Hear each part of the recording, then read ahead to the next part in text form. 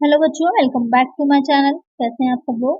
आप लोग की जो इंट्रोडक्शन टू एंटरप्रेन्योरशिप है या फिर फंडामेंटल ऑफ एंटरप्रेन्योरशिप है, उसके लेक्चर्स चल रहे थे, जिसमें हमने प्रीवियस वीडियो में सेकंड चैप्टर का कंप्लीट कर लिया था, जिसमें हमने पढ़ा था उद्यमी के बारे में कि एंटरप्रेन्योर क्या होता है, कितने टाइप्स के रहते हैं, क्या क्या प्रॉब्लम फेस करता है, ये सब हमने समझ लिया था।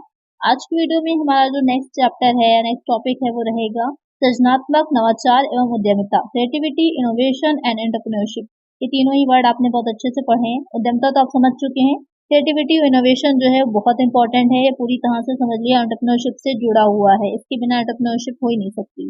तो आज का ये टॉपिक रहेगा हमारा। तो वीडियो को शुरू करते हैं, लेकिन शुरू करने से पहले जिन बच्चों ने सब्सक्राइब नहीं किया सब्सक्राइब कर लीजिएगा। वीडियो अच्छी लगेगी लाइक जरूर कर दीजिएगा और फ्रेंड्स साथ वीडियो को शेयर भी कर दीजिएगा आप लोग। सबसे पहले समझते हैं कि सृजनात्मकता, क्रिएटिविटी क्या होती है। तो आज के टाइम में तो बहुत ही कॉमन वर्ड हो चुका है क्रिएटिविटी। आप लोग देख रहे होंगे यूट्यूब की अगर बात करें, यूट्यूब पर आप जैसे पढ़ रहे हैं, इसी तरह आप देखते होंगे और भी वीडियोस। आप देखते होंगे ना कि लोग कितने ज्यादा क्रिएटिव हो चुके हैं। नई नई चीजें जो आप सोच भी नहीं सकते हैं, वो आप देख रहे होंगे यूट्यूब पर आ रही हैं। लोग बिल्कुल ही जो बेकार चीजें होती हैं, जो यूजफुल नहीं होती हैं, उनसे नई नई चीजें बना देते हैं। तो कैसे पॉसिबल है?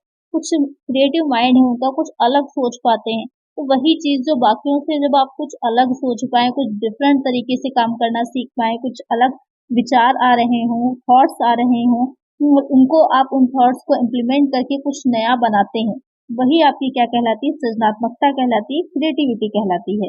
अगर हम बात करें यहाँ पर कि क्रिएटिविटी और जो टैलेंट होता है, प्रतिभा जो होती है, इसका भी बहुत बड़ा रोल होता है। जो आपके अंदर टैलेंट है, वही टैलेंट ही एक तरह से आपकी क्रिएटिविटी को बाहर लेकर के आता है। आप सब में अलग अलग तरह का टैलेंट होगा। कुछ लोग कुकिंग बहुत अच्छी करते हैं, कुछ लोग पेंटिंग बहुत अच्छी करते हैं, कुछ क्राफ्ट की चीजें बहुत अच्छी बनाते हैं, कुछ ज्वेलरी मेकिंग बहुत अच्छी करते हैं।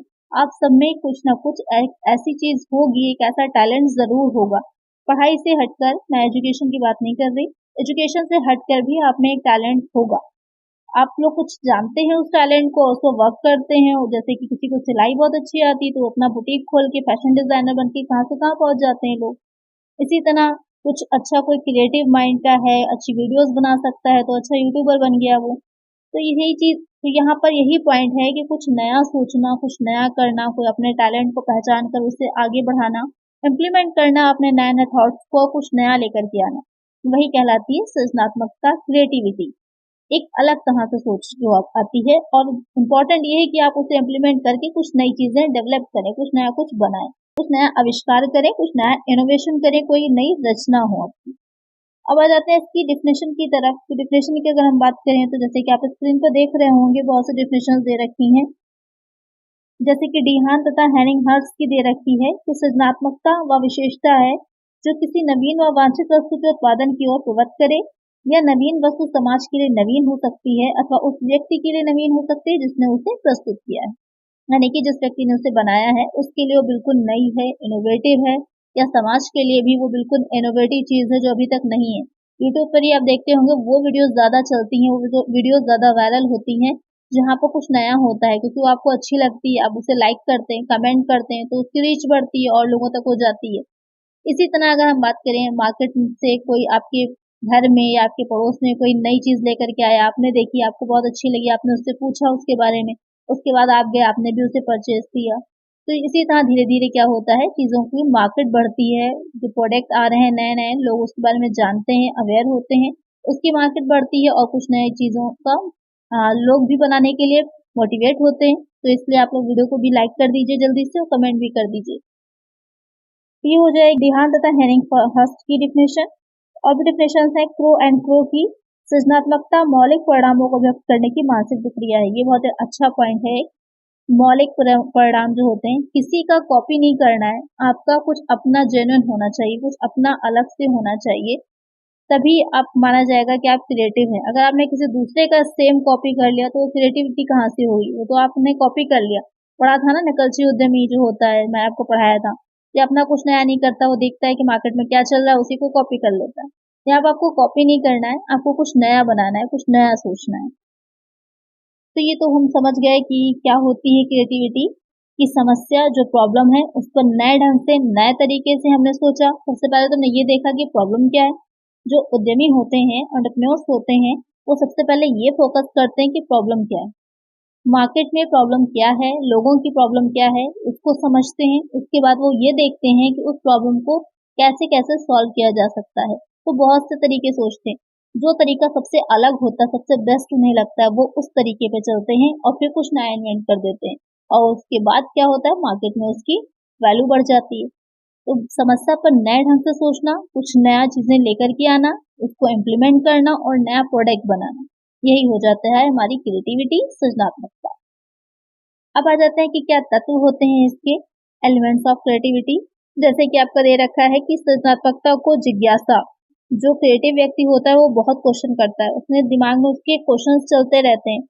वो कभी कभी जब छोटा बच्चा होता है तो क्लास में क्वेश्चंस करता है, टीचर्स से अपने पूछता है। जब बड़ा होता है तो वो खुद से ढूंढने की कोशिश करता है अपने क्वेश्चंस को। क्वेरीज हमेशा रहती हैं उसके माइंड में। अक्सर जो है टीचर्स उसको डांट देती हैं, ऐसा नहीं करना चाहिए। कोई बच्चा अगर क्वेश्चंस कर रहा है तो यानी कि उसके माइंड में वो जिज्ञासु नेचर का है, तो उसमें कुछ चल रहा है उसके माइंड में और वो चीजों को और आगे कर सकता है। अगर आप प्रश्न नहीं पूछते, मतलब ये है कि कहीं ना कहीं प्रॉब्लम है, आपको चीजें समझ में नहीं आ रही हैं, आप इसीलिए तो क्वेश्चन नहीं कर रहे। क्वेश्चन आप तभी करेंगे जब आप अंडरस्टैंड करेंगे, अंडरस्टैंडिंग होगी, चीजें समझ में आएंगी, तभी तो क्वेश्चन पुट अप करेंगे। तो क्वेश्चन करना बहुत अच्छी चीज है। कल्पना करना, इमेजिनेशन जिसे कहा जाता है, मौलिकता होना, खोजी प्रवृत्ति का होना, लचीलापन प्रवाह होना, नवीनता के संदर्भ में परिभाषित किया जाता है। यानी जो क्रिएटिविटी होती है उसके अंतर्गत ये सारी चीजें भी आती हैं। बात हम यहाँ कर रहे थे कि इसके एलिमेंट्स क्या होते हैं, तो 4 एलिमेंट्स बताए हैं इन्होंने। प्रवाह होता है फ्लुएंसी। फ्लुएंसी क्या होती है कि किसी दी गई समस्या पर, कोई प्रॉब्लम है उसके पर जो विचार आ रहे हैं और जो उसके उत्तर वो ढूंढ रहा है, क्वेश्चंस आ रहे हैं और उनके आंसर्स वो ढूंढ रहा है, उसको प्रस्तुत करना। तो उन्होंने इसमें 4 जो थे इसको भी 4 भागों में बांटा था। पहला हो जाता है आइडेंशियल फ्लुएंसी, वैचारिक प्रभाव, फिर आता है एक्सपीरियंशियल फ्लुएंसी, फिर एसोसिएटिव आता है सहचारी प्रभाव, फिर आता है वर्ड फ्लुएंसी, शब्द प्रभाव। यानी कि सबसे पहले वो विचारों को प्रोत्साहित करता है। उसके बाद विचार जो होते हैं धीरे धीरे एक कहानी की तरह बनते हैं, कहानी शीर्षक की तरह होते हैं। उसके अलग से बहुत से उपयोग वो सोचता है, उसका तो वो अभिव्यक्त करता है, फिर एसोसिएट करता है उनको कि कैसे काम कराना है। उसके बाद वर्ड्स में या अपने शब्दों में उनको ढाल करके पूरी एक फिल्म और एक कहानी की तरह तैयार करता है। वो हो जाता है आपका फ्लुएंसी। फिर आ जाता है विविधता, फ्लेक्सिबिलिटी। आप लोग समझ पा रहे होंगे इसमें मैं क्या समझाना चाह रही हूँ। एक सृजनात्मकता, क्रिएटिविटी जो है, एक फ्लुएंसी की बात करें, किसी भी चीज को माइंड में आप सोचते हैं तो उसमें सारी चीजें एक साथ आपके माइंड में आती हैं, क्वेश्चंस आते हैं, फिर आंसर्स ढूंढते हैं। उन आंसर्स को किस तरह से आपको एक लाइन में पिरोना है, एक लाइन में समझना है, वही चीज है यहाँ पर ये चारों उन्होंने जो प्रवाह के भाग बताए हैं। उसके बाद आ जाता है विविधता, फ्लेक्सिबिलिटी। क्वेश्चन ढूंढ लिए, क्वेश्चंस के आंसर्स हमें मिल गए, अब उनमें से जो विकल्प हैं उनमें अलग अलग विविधता होगी, अलग अलग तरह के विकल्प होंगे। हमें ये ढूंढना है, ये समझना है कि वो जो विकल्प हमने ढूंढे हैं, जो हमको ऑप्शंस मिले हैं, उनकी भी इन्होंने 3 विमाएं बताई हैं। स्फूर्त विविधता, फिर आती है आकृति अनुकूलन विविधता, फिर आ जाती है शाब्दिक स्वतः स्फूर्त विविधता। तो उन्होंने उसकी भी 3 विविधता बताई हैं कि जो हमने माइंड में अभी तक चीजों के आंसर्स ढूंढ लिए थे, विकल्प हमने ढूंढ लिए थे, उसमें जो स्फूर्ति विविधता है, उसमें इनका कहने का मतलब ये है कि जो वस्तु है या आकृति, क्या सुधार करने के उपाय, कि क्या जो अभी हमने विकल्प चुना है उसमें क्या सुधार हो सकते हैं, क्या इम्प्रूवमेंट आ सकते हैं। फिर आ जाता है कि आकृति अनुकूलन विविधता, कि किसी वस्तु को या आकृति के रूप में किसी दिए गए रूप में परिवर्तन करने में कौन कौन से डाइवर्सिटी हो सकती है, क्या क्या चीजें हो सकती है जो हम कर सकते हैं। फिर आ जाता है वस्तु या शब्दों के प्रयोग में विविधता, कि कैसे हम उसको यूज करेंगे। फिर आता है मौलिकता, ओरिजिनलिटी। ये ओरिजिनलिटी होना तो सृजनात्मकता में बहुत इंपॉर्टेंट है कि कुछ आप नया लेकर के आए, जो विकल्प के उत्तर आपने ढूंढे हैं उसमें वो उत्तर नए होने चाहिए, कुछ अलग सा होना चाहिए, तभी वो क्रिएटिव माना ही जाएगा। फिर आ जाता है विस्तारण, इलैबोरेशन, कि अभी तक सारा काम तो आपने कर लिया, सब कुछ समझ लिया, ढूंढ लिया, लेकिन अगर आप उसको इम्प्लीमेंट नहीं कर पाए, उस विचारों को विस्तार नहीं दे पाए, तो वहां पर एग्जीक्यूट नहीं कर पाए, तो क्या रहता है कि जितना भी अभी तक आपने किया सब काम बेकार हो जाएगा। तो वही चीज है कि विस्तारण में जो आपने एक अपूर्ण चित्र, एक इनकम्प्लीट इमेज बनाई होती है, उसको एक पूरा सार्थक इमेज में बना करके इम्प्लीमेंट करना होता है। तो आप समझ गए होंगे कि ये सृजनात्मकता, क्रिएटिविटी क्या है। थोड़ा दार्शनिक है, थोड़ा सा फिलॉसफी वाला है, समझना पड़ेगा आपको। अब अपने शब्दों में भी लिख सकते हैं। मैंने बहुत कोशिश की बहुत सिंपल और इजी लैंग्वेज में आप लोग को बताऊं। क्या प्रकृति होती है? Nature as significance of creativity. सृजनात्मक सार्वभौमिक क्रिएटिविटी इन यूनिवर्सल, सार्वभौमिक है, हर जगह है, हर चीज में है क्रिएटिविटी। अगर आप देखेंगे पहले के टाइम में आज के टाइम में डिफरेंस आप खाली ढूंढने चलिए तो चीजें कितना चेंज हो गई हैं, कैसे चेंज हो पाई हैं, क्योंकि चीजें क्रिएटिव हो गई हैं, इसलिए लोग क्रिएटिव हो गए हैं, नई नई चीजें लेकर के आ रहे हैं। पहले काम कैसे होता था? एक सिंपल सा देख लें, वॉशिंग मशीन की बात करें तो पहले जो बनती थी किस तरह की थी, और आज जो हम लोग ऑटोमेटिक यूज कर रहे हैं उसमें हमें कुछ भी नहीं करना पड़ता। सिर्फ हमने जो है कपड़े डाले, टाइम सेट कर दिया और अपने आप वॉश होकर के आ जाते हैं। तो क्या है, काफी चेंजेस हो गए ना। कैसे हो पाए? लोग क्रिएटिव बने, नई चीजें लेकर के आए, तभी तो हो पाए। तो लगातार चलती रहती है। फिर आता है सृजनात्मकता प्रकृति प्रदत्तता अर्जित होती है। पहली बात तो ये रहता है कि जो कुछ लोगों के होते ही हैं जन्म से ही, आपने देखा होगा कुछ छोटे बच्चों को देखिए, कभी कभी वो नई नई चीजें बनाने के लिए अपने आप ही एक्साइटेड रहते हैं। और कभी कभी ये रहता है कि आप उन चीजों को सीखते भी हैं। कुछ बहुत सी चीजें हैं जो आप जा करके इंस्टीट्यूट में ज्वाइन करके उन चीजों को सीखते हैं, जैसे कि केक बनाना है लोग सीखते हैं, टॉयज बनाने हैं लोग सीखते हैं। तो वो भी चीज क्रिएटिविटी में ही आपकी आती है, तो आप नई नई चीजों को अर्जित भी कर सकते हैं। फिर आता है सृजनात्मकता उदार खुले विचारकों की होती है। वहां पर ये रहता है कि कुछ नैरो स्पेस नहीं है। क्रिएटिविटी की अगर हम बात करें तो आपके पास सामने एक खुला, समझ लीजिए, आसमान है। आप जितना दूर तक सोच सके, जो कुछ भी सोच सके उसको इम्प्लीमेंट कर सकें और कुछ नया लेकर के आ सकें। तो यहाँ पर क्या है कि वहाँ कुछ भी लिमिटेड नहीं है, बहुत एक खुला हुआ आपके पास स्कोप है, आप जितना आगे तक जा सके। फिर आता है सृजनात्मकता में अहंकार का समावेश होता है। यहाँ पे नेगेटिव पॉइंट नहीं है ये। अहंकार या ईगो होना, ये एक आइडेंटिटी उसकी होना, यहाँ पर ये चीजें पॉजिटिव वे में है कि जो क्रिएटिव लोग होते हैं उनकी सोच उसी एक चीज में ही जा करके क्या रहती है, पूरी तरह से जुड़ी रहती है। वो कहीं और किसी और चीज की तरफ नहीं सोचते हैं।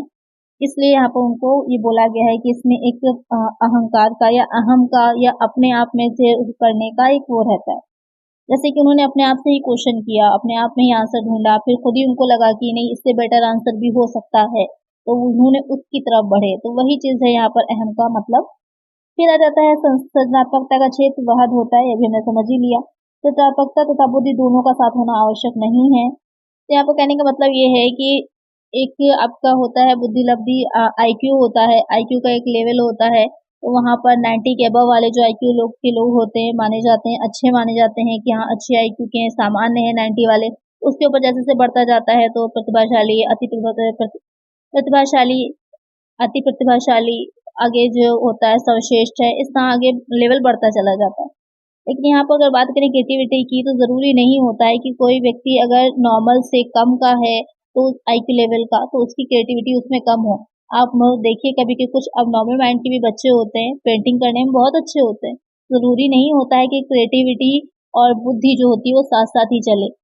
क्रिएटिविटी का मतलब सिर्फ आपको कोई प्रोडक्ट बनाना ही नहीं है, कोई नया थॉट लाना ही नहीं होता। यहाँ पर क्रिएटिव लोग जो होते हैं, जैसे कि अभी मैंने पेंटिंग का ऑप्शन दिया आपको, आपने देखा होगा कुछ ऐसे बच्चे होते हैं जो नॉर्मल माइंड के नहीं है, लेकिन वो भी बहुत से ऐसे काम है बहुत अच्छे कर लेते हैं। तो यहाँ पर क्रिएटिविटी का माइंड से, आईक्यू से इतना ज्यादा रिलेशन नहीं होता है। फिर आ जाता है सृजनात्मकता परंपरागत चिंतन की अपेक्षा बहुविध चिंतन पर आधारित होती है। Creativity rates more on divergent thinking that on convergent thinking. एक आपका होता है अभिसारी, एक होता है अपसारी, तो जो है सोचे विचार होते हैं। तो यहाँ पर जो सृजनात्मक लोग होते हैं वो ज्यादातर क्या होते हैं, डाइवर्जेंट होते हैं, कई दिशा में जो सोचने वाले होते हैं, ना कि सिर्फ एक दिशा में होते हैं। क्यों? क्योंकि जब वो कई दिशाओं में एक साथ सोचते हैं तभी वो बेस्ट सोल्यूशन लेकर के आते हैं। तो आप समझ गए होंगे कि जो क्रिएटिविटी होती है वो क्या रहती है, क्या उसकी विशेषताएं होती हैं। अभी तक आपको अच्छे से क्लियर हो गया होगा।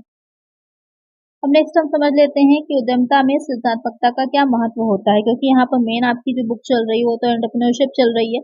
तो वहां पर जो क्रिएटिविटी है क्या हेल्प करती है एंटरप्रेन्योरशिप में। तो यहाँ पर पहला पॉइंट बनेगा आपका गलाकार प्रतिस्पर्धा का सामना करने के लिए, क्योंकि आज के टाइम में कंपटीशन इतना ज्यादा है। कोई व्यक्ति एक प्रोडक्ट अगर बना रहा है तो सेम वैसे ही प्रोडक्ट मार्केट में आपको बहुत अवेलेबल मिल जाएंगे। तो आपस में क्या होता है, कंपटीशन बहुत ज्यादा हो जाता है। क्वालिटी का भी होता है, क्वांटिटी का भी होता है, प्राइस का भी होता है, तीनों कंपटीशन हो जाते हैं।